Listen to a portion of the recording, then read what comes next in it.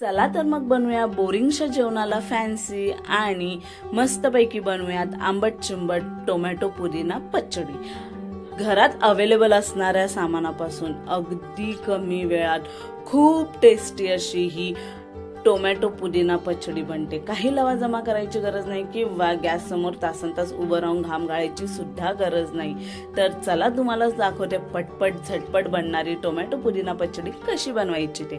त्यासाठी मी सर्वात आधी गॅसवरती ठेवलेला आहे तवा, त्याच्यावरती घेतलेला आहे 2 चम्मच तेल तापल्यावरती त्याच्यावरती थोडेसे जिरे टाकले, ते तडतडले की त्याच्यामध्ये मी टाकलेला आहे 1 कांदा चिरलेला, त्यासोबत 4 मध्यम आकाराचे टोमॅटो बारीक चिरून घेतलेले आहेत। त्यांना थोडंसं मिक्स करून झाल्यावरती मस्त पैकी भरपूर असा कढीपत्ता टाकलेला आहे। त्याच्यामध्ये मी 4 बोर मिरच्या टाकलेल्या आहेत आणि 4 हिरव्या मिरच्या तिखटवाल्या टाकलेल्या आहेत।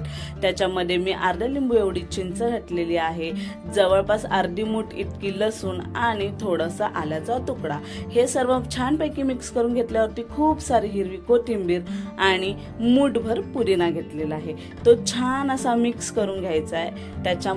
त्यानंतर आपण त्याच्यामध्ये टाकणार आहोत थोडेसे भाजलेले शेंगदाणे, थोडीशी हळद आणि मीठ टाकून झाल्यावरती सगळी टेस्ट बॅलन्स करण्यासाठी म्हणून थोडीशी साखर, हे सर्व टाकून मस्तपैकी मिक्स करून घ्या। टोमॅटो मऊ पडले की गॅस बंद करा आणि हे सर्व मिश्रण प्लेटीत काढून घ्या। थंड झालं की मिक्सर मध्ये छानपैकी वाटून घ्या। मिक्सरला वाटून झालं की आपण करणार आहोत अजून एका फोडणीची छान अशी तयारी। त्यासाठी मी घेतलेला तेल मी मस्त असं कडकडीत गरम करून घेतलेला आहे। त्या तेलामध्ये मी टाकलेले आहेत थोडेसे जिरे, ठेचलेली लसूण, थोडासा कढीपत्ता, बोर मिरच्या आणि थोडीशी हिंग। मस्त अशी आपली फोडणी तडतडली की ही चुरचुरणारी खमंग अशी फोडणी टेस्टी अशा आपल्या पचडीवरती ओतून घ्या आणि आपली झटपट पटापट होणारी टोमॅटो पुदिन्याची पचडी रेडी आहे।